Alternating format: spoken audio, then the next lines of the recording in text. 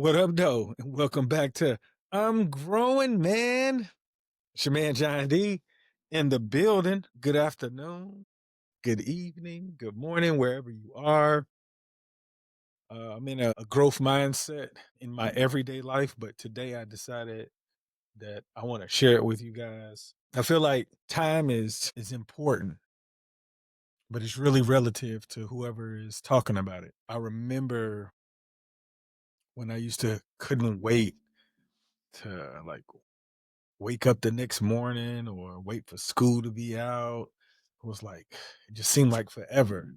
And now that I'm closer to 50 than 40, I can see how I've been blessed because I'm still here to tell a story and to try to help anybody who's interested in navigating a little more smoother than the ride that they're on. I'm not saying that any of my information is the right way to do it.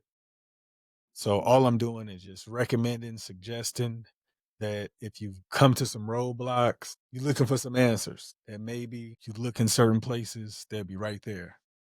But with the time that we've been given, you would think that it would be a blessing if somebody just gave you this book of life and you got to pick what you wanted to do.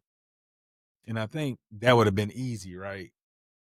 But in this life we live in, I think it was supposed to be difficult with the information we had. I know a lot of people think that if they had this versus if they had that, that they would be in such a better place. But I think, and this is just me thinking, everybody has a shot to do whatever they want, but they have to put their own effort in to getting a result that they didn't know they could get. They said the human mind is like so powerful. And if you don't use it, you'll lose it. And I think people get messed up about what they think an educational system is supposed to do for our kids. It's not the educational system. The educational system is just a resource. Parents shouldn't send their kids to be raised by a bunch of strangers. And I think when they say that the educational system is failing our kids, no, our parents are failing our kids because we don't know how to do this. And if you don't know how to do it and you do it too early, you become a parent too early. There are a lot of things that one should learn before they start practicing having sex, let alone having a baby. So we have to think about how we're using our time. And like I said, I don't think it's the educational system. I do believe the educational system can improve in areas, but I think it's doing everything that it can. And at the end of the day, teachers are burnt out and they feel that they're underpaid. This is where your time plays a role. You pretty much only have 8 hours a day, unless you're a blessing where you get to work in your craft. But you only have 8 hours a day. You got 8 hours of sleep, 8 hours of work, and the 8 hours you do to get out of the whatever you're in or to change whatever you're in. You have to ask yourself, what are you doing with your time? Are you scrolling? And if you're scrolling, there's nothing wrong with it, but are you learning from it? Are you getting feedback on how to improve something? Are you watching TV? Are you like constantly escaping your reality because you don't like it? And if that's the case, that means you're going to stay in that and you're going to complain a whole lot during this journey. But if you maximize that 8 hours, and like I said, some of you lucky, you could literally have 16 hours in the day to work on a skill set that could separate you from everybody around you. But you have to put the effort in.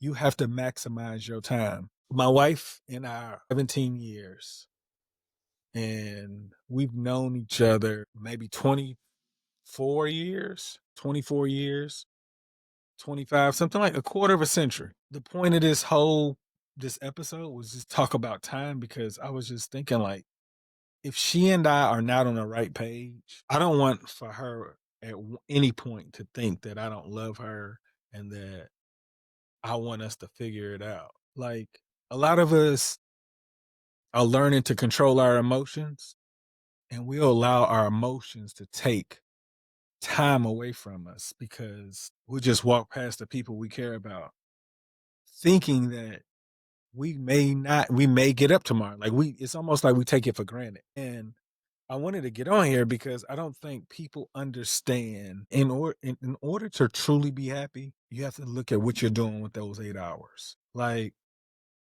if you're having a good time and you're not working on anything specifically, you're gonna complain a lot. I mean a lot. Because those 8 hours, let's do an analogy if this was sports, okay? 8 hours is the off season. What are you doing in the off season to perform the way you want when it counts? And a lot of times we just be lollygagging, chilling. Like, even if you draw, artist, if you worked on that 1 to 2 hours a day, and I'm like, dang, that's a lot. But you can watch TV 1 to 2 hours, and guess what? Watching TV is getting you no closer to a payday. If you're going to waste your time doing nothing, you might as well do something. And the more you do it, you'll eventually become so good where people will pay you for your services. But you have to, like, put the work in. And I think that people skip that part. And that's the reason why they complaining so much. I can't believe that I'm as blessed as I am to, like, be able to share with the world. You could change your life through your own effort. And when I say your own effort, I mean, like, just waking up. Like, when I wake up, I'm looking at the time, seeing how close it is to the time I'm supposed to get up. My alarm is set to go off at 4 a.m. I'll say between an hour, 10 minutes. By 2:50, I'm probably just gonna stay up if I wake up at 2:50 or later. But earlier, I'll try to go back to sleep because I want to try to get as much sleep as possible. But when I get up, I have a routine where I'm working on communication every single day. And, like, some people's like, well, I don't want to do that. You don't have to do that. You can do whatever you want. But I'm trying to get you to buy into an idea that if you work on something, it'll get better. And eventually you'll get compensated for it. But you have to put in an effort that you haven't seen before. Like, nowhere, because if you've seen it before, you would be doing it. You would be practicing it. When I wake up, I'm studying language, I'm studying chess, different strategies on how to recognize better moves before I make a move. I'm meditating. I'm trying to utilize my time. Remember, this episode is about time. I'm telling you how I'm using it, where I can, like, develop develop something later. Like, this is something that's like, I don't want to do that. You don't have to do anything that I'm doing because I actually enjoy doing what I do. You have to find something that you enjoy doing and just keep sharpening it every single day. Keep sharpening it every single day. Over the course of time, it's going to be super sharp. It's going to open up doors for you because you kept working on it.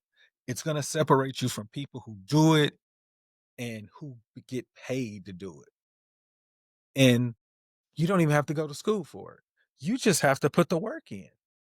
I'll tell you this, I'm in education. Most of you guys already know that. I'm working on the art of communication every single day. Any and everybody could work on communication and it will change the results in their life. Communication. No lie. If you intentionally learn how to communicate better, you find a happiness that you wish you knew when you were younger. Because just because somebody speaks the same language as you does not mean that they're good communicators. Like, you have to talk to somebody to know where they are. And a lot of times we assume the worst in people. But if you worked on your communication, you would give people the grace that they needed so that you don't ruin your day. But not only that, that's just interaction with people. But if you work on your communication, you learn to set boundaries with everything. Like with people, some people like they don't like people who set boundaries. That sounds crazy, don't it? Everybody should have boundaries. And the problem is if you don't set a boundary, you're not a good communicator. Because a good communicator, when I say good, I mean the person on the other end receives the message. Just because you said I told them what the boundary was, if it didn't work, they didn't receive it. And if they're not receiving the message, you probably shouldn't be interacting with this person, especially if it's physical, mental, verbal, any type of abuse is unacceptable. So please keep that in mind as we learn how to use our time and be productive. The best communicators in the world have the least amount of arguments, unless they want to argue on purpose. Because arguing, I've done my best to learn not to argue because nobody's really right. No, we're just sharing information and something might be better than the other, but no one's really right. And unless you do it, you don't know if it's right. So if we learn how to communicate effectively, the misunderstandings, the disputes, the loud, the hands moving around, the obnoxious interactions would reduce. And check this out. I know sometimes we can have fun with that, but a lot of the times it comes from having fun, but it crosses somebody's boundary. And somebody feels offended, somebody's gone too far, and they didn't even know that they went too far. But now we're in a confrontation all because we didn't know how to communicate effectively. So any and everybody, whatever field you're in, if you worked on communication, it would improve and probably put you in an elite class of your field within 5 to 10 years. Depending, and this is depending on how serious you take working on communication. I was telling my students today, communication is by far one of the most effective tools. I mean, one of the most important tools that you have to have in life if you're gonna like enjoy it. If you're not a good communicator, you're probably fighting a whole lot, probably arguing a whole lot. You probably write a whole lot. Like great communicators, they don't really have time to go back and forth. And that's what I want to become because I know that I'm still immature in that area. I still find myself going back and forth with kids. And that just shows you that there's parts of me that never developed. And I'm acknowledging that and totally understand my shortcomings. But it's not going to stop me because I know it's there. But at some point, like students will be able to they'll receive the message, be like, oh, Mr. Lewis is here to give me this. And then you know what I want to do? I want to become so cold. This is the reason why I use my 8 hours to work on me and my craft, the art of communication. No lie. That's my 8 hours. Like even my downtime. And let me get back. So I want to become so good at communicating where students will want to become teachers. Because I've been thinking like a lot of times we want to go in the fields that make money. If you come from a financially poor environment, you only want to go to college to get a job to make money.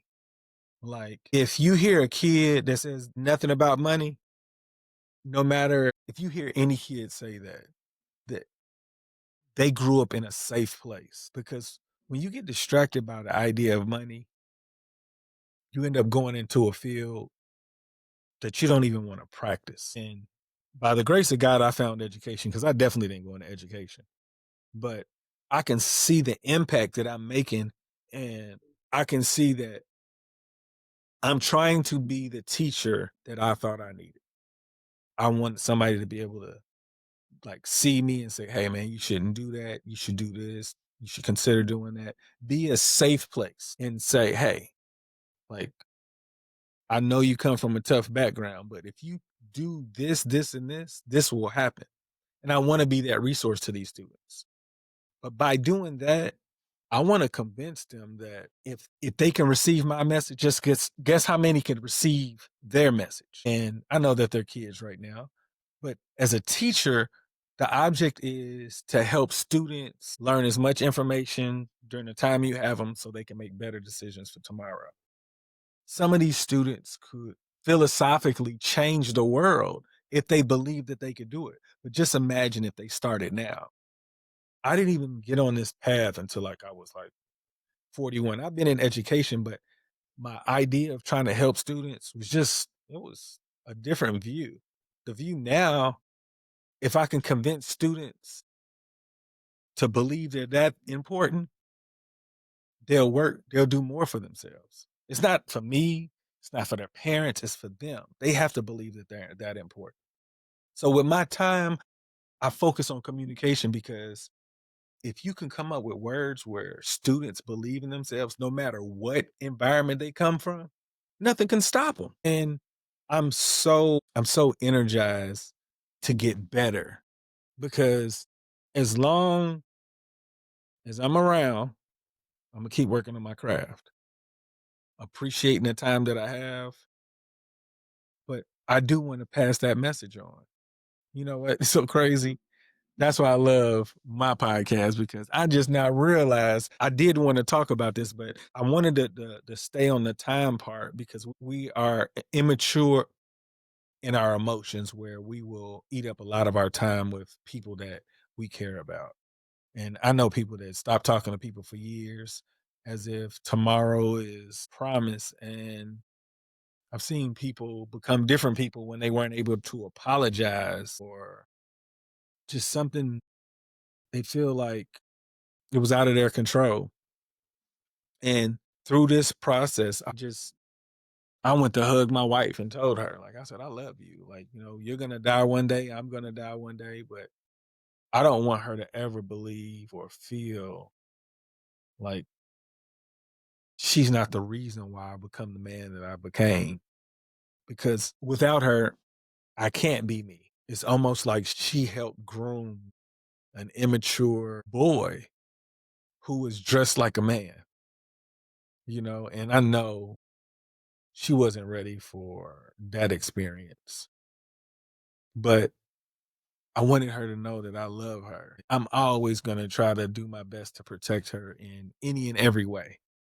Sometimes, like I said, we didn't get the book of life and the relationship thing. I learned that through time too. You know, you can't have a great relationship with your person if you don't spend time with them. Like, I think a lot of times people get to that point where we just spend time around holidays or like special occasions, but the interaction on a day to day basis is necessary to be happy in a fulfilled relationship.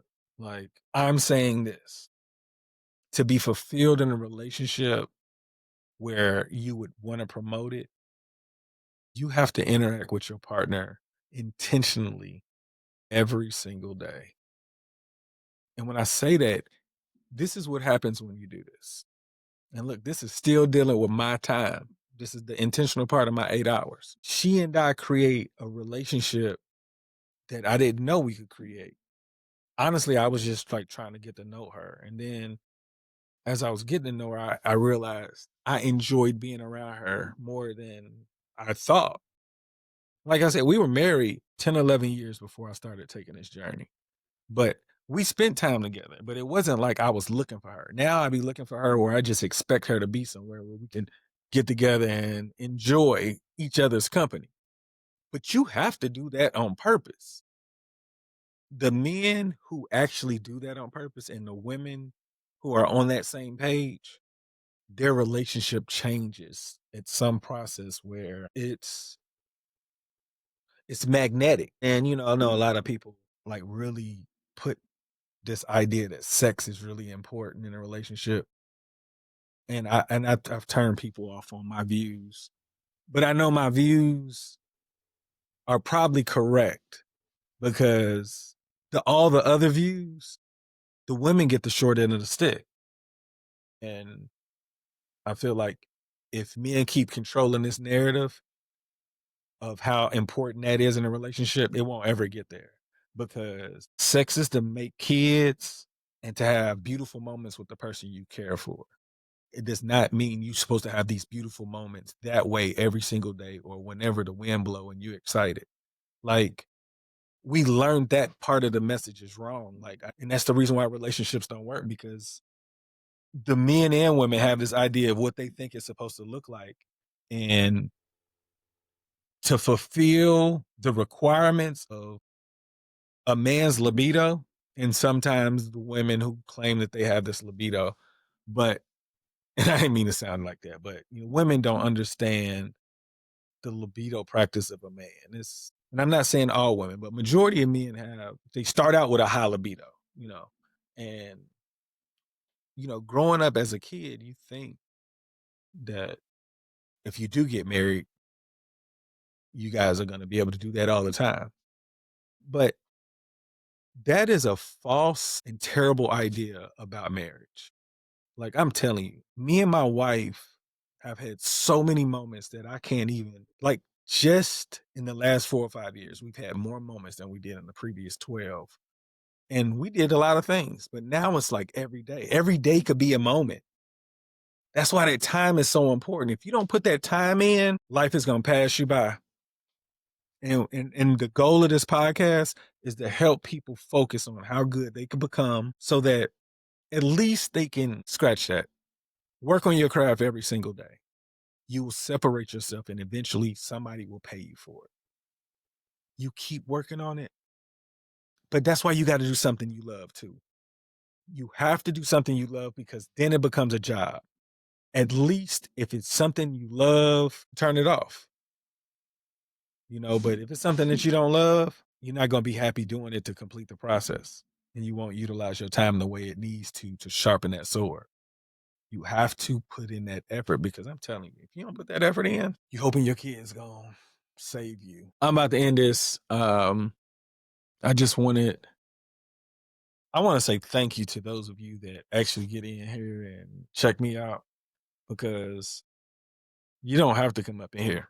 And although I know this information is beneficial, I know sometimes it's trying to get my thoughts out is kind of tough. I'm glad I get to edit some of this, because I'm telling you, I'll be having some long pauses, and I'm just glad I got that, because it would be really tough to listen to. Easy this is to listen to, but I do know the information I'm trying to give will only make you better. It can't hurt you, and it starts with that day. There's got to be a day where you at the bottom. I don't know what your bottom look like, but you know what's so cold? If you don't have to ever get to your bottom before you turn it around. Because some people let their time pass and they hit rock bottom before they can turn it around. And sometimes there's no time left. So I'm telling you, put that work in. And if you figure it out before hitting rock bottom, you're going to be like an exception.